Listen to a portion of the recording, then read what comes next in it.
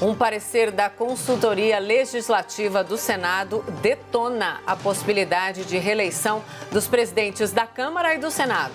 Davi Alcolumbre e Rodrigo Maia articulam ali fortemente a reeleição.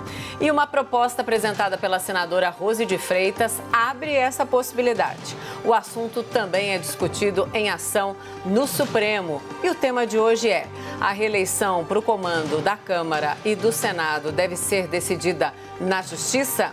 Os nossos debatedores são Bruno Salles, advogado mestre em Direito Penal. Boa noite, Bruno. Boa noite, Mona Lisa. E Caio Coppola, bacharel em Direito e comentarista político. Boa noite, Caio. Mona Lisa, boa noite, doutor Bruno. Boa noite, espectador da CNN. Caio, começamos com você hoje. Suas primeiras considerações, eu espero que não tenha breaking news no meio, porque ontem teve que ser ali, mas eu tenho certeza que foi você... um susto, Mona Lisa. Mas era a notícia. Vamos nessa, Caio, por favor. Vamos lá.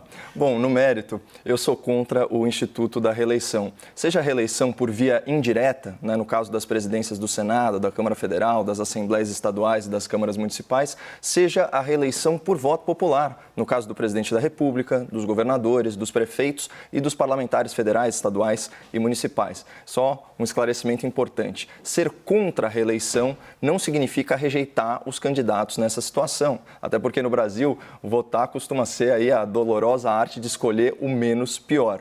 É legítimo votar em políticos que são beneficiados por leis das quais você discorda. Eu, por exemplo, sou avesso ao horário eleitoral gratuito, mas eu consigo compreender o que faz um candidato se utilizar desse privilégio para fazer propaganda bancada pelo contribuinte. Mas voltando aqui ao tema, aqueles que argumentam a favor da reeleição, geralmente em causa própria, de forma casuísta, costumam alegar que se trata de uma questão de mérito e que não existe problema em reconduzir ao poder aqueles que desempenham um bom trabalho.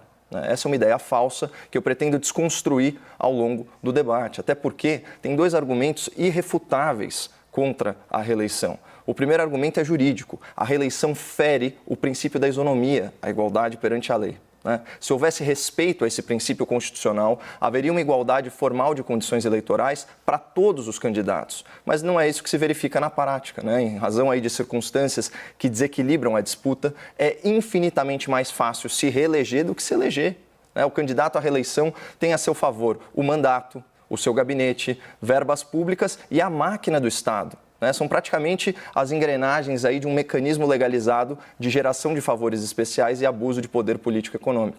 O segundo argumento, ele se relaciona mais à ciência política e pode ser sintetizado na frase lapidar atribuída à primeira-ministra britânica Margaret Thatcher. Ela disse o seguinte, aspas, a democracia não é um sistema feito para garantir que os melhores sejam eleitos, mas para impedir que os piores fiquem lá para sempre. E na realidade dinâmica dos dias atuais, alguns poucos anos equivalem a décadas. E políticas equivocadas podem comprometer toda uma geração, como nós observamos no fiasco educacional brasileiro nas 2 primeiras décadas desse século. E além de prejudicar a renovação de quadro, sufocando a oxigenação política que, junto com as liberdades individuais, tornam a democracia o melhor dos regimes de governo, a reeleição traz consigo outros 2 grandes males. A reeleição ela concentra poder, que é um vício do Estado combatido há séculos pelas ideias liberais e pelas ideias republicanas. E, para completar, a reeleição desvia a finalidade do exercício do poder. Ela corrompe a atuação política. E aqui eu apelo a outra autoridade intelectual do conservadorismo contemporâneo, que é o professor Thomas Sowell, economista e filósofo norte-americano. Ele diz o seguinte, aspas, ninguém entende de verdade a política até compreender que os políticos não estão tentando resolver os nossos problemas. Eles estão tentando resolver os seus próprios problemas, entre os quais ser eleito e ser reeleito são número 1 e 2. Qualquer que seja o problema número 3, está bem para trás. A emenda constitucional número 16, que instituiu a reeleição para cargos executivos aqui no Brasil, foi promulgada em 1997, coincidentemente beneficiando o seu arquiteto político, o senhor Fernando Henrique Cardoso. Depois de gozar da sua própria reeleição e de se omitir o quanto pôde em relação ao subsequente projeto criminoso de poder que tomou o país de assalto, FHC veio a público escancarar a sua mudança brusca de opinião. Coincidentemente, faz isso agora, que a direita ocupa a cadeira presidencial. Em um artigo intitulado Reeleição e Crises, publicado pelo Estadão, o ex-presidente sociólogo afirma que, aspas, é ingenuidade imaginar que presidentes não farão o impossível para se reelegerem. Como intelectual que é, Fernando Henrique faz uso de um português castiço, mas o que traduz verdadeiramente o espírito maquiavélico do político médio às portas da reeleição é a frase vomitada pela ex-presidente Dilma Rousseff. Aspas, nós podemos disputar a eleição, nós podemos brigar na eleição, nós podemos fazer o diabo quando é hora da eleição. Então, de uma sinceridade autoincriminadora, essa pérola data de 2013. Vejam só, um ano antes da bem-sucedida reeleição da senhora Dilma. Bem-sucedida para ela, claro, né? Porque para o Brasil foi um desastre. Mas, a propósito, uma análise superficial do histórico de reeleições presidenciais aqui no Brasil já indica o fracasso desse instituto na prática. Em todos os casos, o primeiro mandato foi menos pior que o segundo mandato. E políticas públicas de Estado foram moldadas, conforme a lógica eleitoral, sem considerar o real interesse público, especialmente no médio e longo prazos. Então, por exemplo, no governo Fernando Henrique, o país perdeu reservas financeiras, sustentando artificialmente o câmbio, o que gerou uma desvalorização brusca do real frente ao dólar no início do novo mandato. No governo Lula, a impunidade política, no caso do Mensalão, se converteu aí num passe livre para a corrupção que alimentou campanhas eleitorais milionárias e fraudulentas via Petrolão. No governo Dilma, o controle artificial de preços e outras medidas populistas pré-reeleição levaram o país à sua maior crise econômica, com desemprego, inflação e juro recorde. Mas, enfim, os mesmos vícios que contaminam o Instituto da Reeleição por voto popular e pervertem a normalidade democrática, eles também se aplicam às reeleições de natureza parlamentar, como a escolha da presidência da Câmara e do Senado. E, nesse caso, com o agravante de que a Constituição, até hoje, não autoriza esse tipo de perpetuação e concentração de poder na gestão das casas legislativas. Portanto, quanto ao mérito, eu sou contra a extensão de mandato para o senhor Rodrigo Maia e para o senhor Davi Alcolumbre. Aliás, para quaisquer outros políticos que eventualmente ocupem essas cadeiras. Na minha visão, qualquer extensão ao mandato desses senhores é inconstitucional. E eu fiz questão de usar essa fala inicial para tratar do mérito, ou do demérito da reeleição, porque a resposta à pergunta em debate é razoavelmente objetiva. A reeleição para o comando da Câmara e do Senado deve ser decidida na Justiça? Sim, é uma possibilidade. Numa decisão que compete, vejam só, ao Supremo Tribunal Federal. Por incrível que pareça, o STF ele não está aí para se manifestar politicamente, para comparar apoiadores do presidente a nazistas, para travar nomeações legais do Poder Executivo, para inventar regras processuais retroativas, para soltar criminosos condenados em múltiplas instâncias, para censurar matérias da imprensa, para perseguir críticos ou para ofender forças-tarefa do Ministério Público. O Supremo está aí, entre outras coisas, para verificar a constitucionalidade dos atos praticados e das normas promulgadas pelas autoridades federais da República. É esse o caso e nós ficamos aí na torcida por votos e decisões contrárias a essa tentativa oportunista e casuísta de reeleição. Bruno, suas primeiras considerações, por favor. Obrigado, Mona Lisa. Vamos lá, o tema está complicado, está um nó, eu vou tentar desfazer para a gente poder ir para o debate. Minhas amigas, meus amigos telespectadores, boa noite. Existe um ditado jurídico, desse que o pessoal adora falar em latim, que eu vou falar em português, que diz que na clareza da lei cessa a interpretação, mas não é bem esse o caso de hoje. Hoje a gente vai falar de uma regra que é bem clara, mas que tem sim limites de interpretação, principalmente porque trata de uma regra de restrição de direitos, uma regra que impede a recondução à reeleição para um cargo de direção das casas parlamentares. Então vamos à Constituição. O artigo 57, parágrafo 4º, ele diz o seguinte, abre aspas, cada uma das casas reunir-se-á em sessões preparatórias a partir de 1º de fevereiro, no primeiro ano da legislatura, para a posse de seus membros e eleição das respectivas mesas, para mandato de 2 anos, vedada a recondução para o mesmo cargo na eleição imediatamente subsequente. Fecha aspas. Mas espera aí. O presidente Rodrigo Maia não era presidente da Câmara antes de ser reeleito no início do ano passado? Então, como foi possível, se o texto diz que é 2 anos vedado a recondução? Foi possível porque existe uma interpretação de que esse artigo 57, parágrafo 4º, só vale para as eleições das mesas diretoras que ocorrem nos inícios das legislaturas, que é o período de 4 anos compreendido entre uma eleição e outra. Quando muda a legislatura, quando se tem uma nova eleição para deputado, a regra da reeleição para a presidência não vale mais, porque há nova posse de parlamentares. É como se as eleições para deputados zerassem essa regra. Esse entendimento, inclusive, está previsto no regimento interno da Câmara dos Deputados, que prevê expressamente que não se considera recondução a eleição para o mesmo cargo em legislaturas diferentes. Fecho aspas. Contra esse dispositivo, existe uma ADIM no STF, uma ação de descumprimento de declaração de inconstitucionalidade, que foi ajuizada pelo PTB, que discute se essa norma ela é constitucional ou não. Então, vou fazer um grande apanhado aqui. Vamos lá. Como é hoje? Se você acabou de se eleger deputado, você pode ser presidente nos seus 2 primeiros anos. Mas, nesse caso, você não vai poder se reeleger presidente nos 2 últimos anos do seu mandato, ok? Se você foi presidente nos 2 últimos anos como deputado, aí você consegue se reeleger para mais 4 anos nas urnas, aí você pode concorrer e pode ser, nessa nova legislatura, presidente da Câmara ou do Senado, ok? Então, vamos lá. Qual é a discussão, então? Ou quais são as discussões? Bom, essa ADIM do PTB quer que ninguém mais possa se reeleger em nenhuma circunstância, mesmo se mudar a legislatura. Segundo eles, a Constituição é clara e pronto. Por outro lado, essa é a outra discussão. Algumas alas do Congresso querem que o STF faça uma interpretação extensiva, chamada de interpretação conforme ou sistemática, permitindo a reeleição dos presidentes do Senado e da Câmara dentro da mesma legislatura, inclusive, embora tenha uma vedação expressa. Como seria isso? Então, vamos lá. A ideia é a seguinte: quando a Constituição foi promulgada, quando ela foi criada, não poderia haver reeleição para nenhum cargo, né? Nem para presidente da República, nem para governador. Essa era a regra.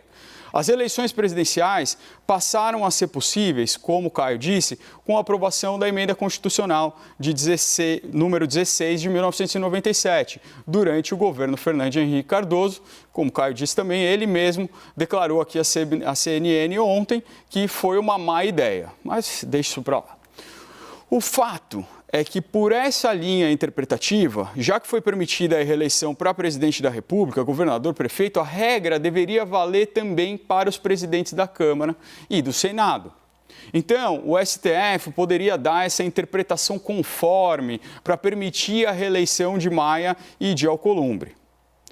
Parece muito claro que o que estão querendo nesse caso é que seja reescrita a Constituição. Seja para vedar expressamente a reeleição, mesmo em legislaturas diferentes, seja para permitir expressamente a reeleição na mesma legislatura, nós precisaríamos, na verdade, reescrever a Constituição. E esse não é o papel do STF, que só pode interpretar a Constituição. Quem pode reescrever a Constituição, desde que não trate de cláusulas pétreas, é o Congresso Nacional, por meio da aprovação de uma emenda constitucional. Não é fácil aprovar uma PEC, uma proposta de emenda constitucional, principalmente quando ela vai estar relacionada a um tema tão sensível quanto o da reeleição, e é a FHC que o diga. Demanda aprovação por 3/5 da Câmara e 3/5 do Senado, ou seja, depende da concordância de 308 deputados e 49 senadores. O custo político disso é enorme, é a FHC que o diga. É um caminho muito mais difícil. Seria muito mais fácil convencer apenas 6 ministros do Supremo Tribunal Federal. Mas esse é, com certeza, o caminho errado. Vamos então ao debate. Bruno e Caio, por favor.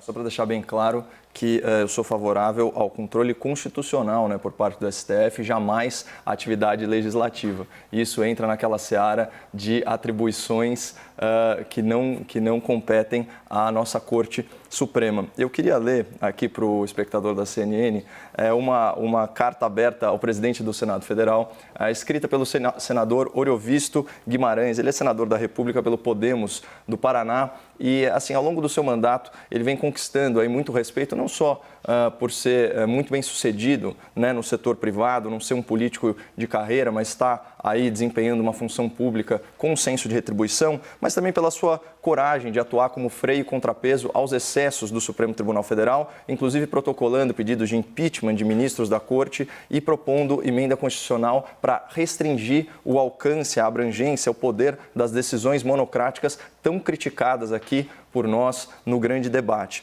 Ele diz o seguinte, eu vou ler alguns trechos selecionados dessa carta. Meu caro presidente, senador Davi Alcolumbre, ao contrário da senadora Rose de Freitas, votei para a sua eleição à presidência do Senado Federal. Rose de Freitas votou no senador Renan Calheiros. O mundo gira. E agora minha colega Rose de Freitas teve a iniciativa de apresentar uma PEC para permitir a sua reeleição. E eu me oponho a essa casuística iniciativa legislativa. A democracia é linda e sua beleza maior está na alternância de poder. Eu até poderia votar favoravelmente pela aprovação da PEC proposta se essa PEC fosse válida a partir da próxima legislatura. Isso eliminaria qualquer suspeita de casuísmo legislativo para beneficiar o senhor e o presidente da Câmara dos Deputados, Rodrigo Maia. E aqui ele dá um segundo recado, lapidar, repleto de ironia.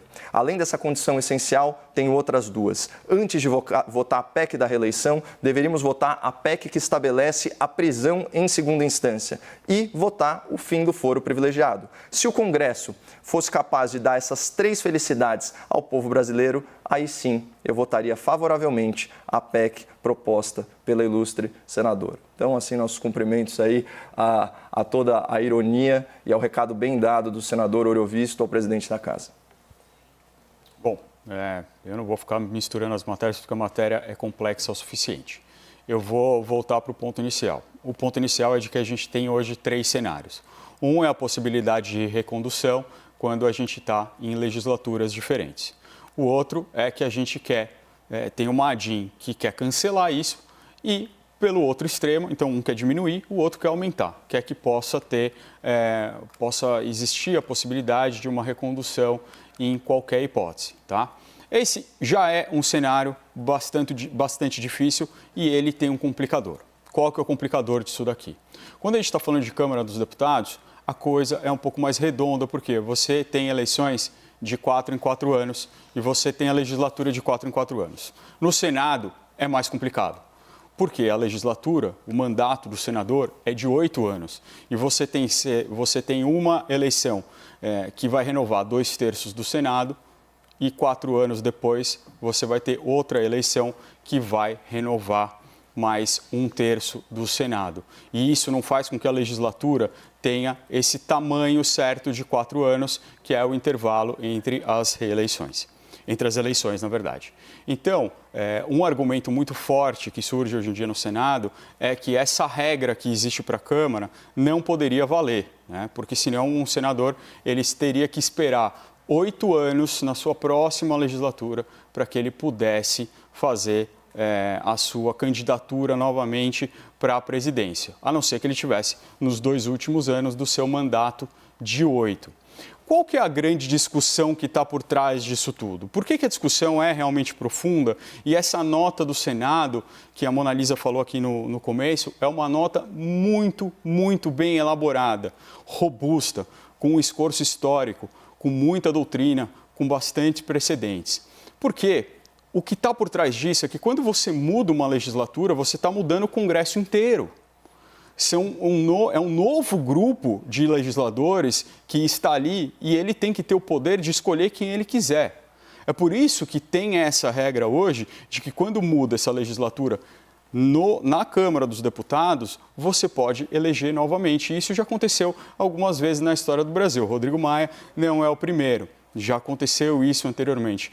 Então não é tão simples. A gente não está falando também de mandato eletivo, eu vou voltar a isso na minha próxima fala, que eu já estourei. Isso muda um pouco em relação à presidência, ao governo. Como o doutor Bruno bem colocou aqui para o espectador, a possibilidade da aprovação de uma PEC, né, sobre essa matéria, isso consta inclusive da carta do senador Oriovisto, a carta aberta ao senador Davi Alcolumbre, a gente precisa discutir também se a votação, né, dessa emenda constitucional, se ela torna o que é ilegítimo, legítimo. E aqui vem uma outra citação muito válida, né, da já referida primeira-ministra britânica, a senhora Margaret Thatcher. Ela diz o seguinte: ser democrático não é suficiente, porque uma maioria não transforma o errado no certo. Olha que coisa bonita isso, uma maioria não transforma o errado no certo. Para ser considerado realmente livre, países também precisam ter um amor profundo pela liberdade e um respeito absoluto pela lei. E não apenas pela lei, pelos princípios legais, pelo espírito da lei, certo? E a nossa Constituição, ela é avessa à concentração de poder. Ela é avessa à perpetuação no poder. A questão da reeleição, né, a reeleição para cargos do Executivo, ela ainda tem uma atenuante relevantíssima, que é o quê? O escrutínio popular, o voto direto.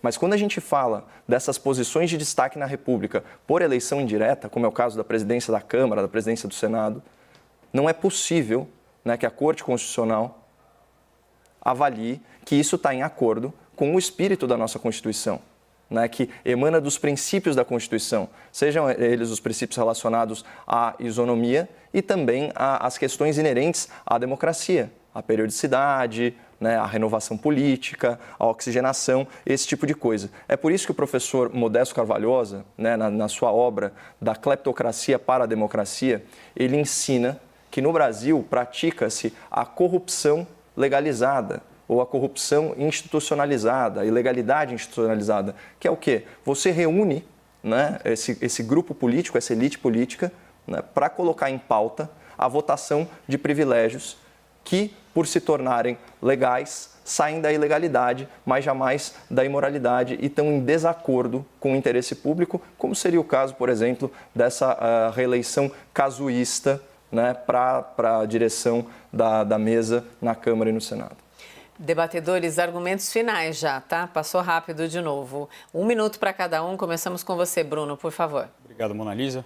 Caio, essas frases são muito bonitas, mas na verdade elas não funcionam. Elas não funcionam na democracia e no Estado de Direito. Porque dizer que aquilo que é legítimo é diferente do que é da maioria é muito fácil e todos os lados vão alegar isso. Da extrema esquerda, da extrema direita, passando pelo meio, pelos moderados. É por isso que tem regras. É por isso que tem uma Constituição.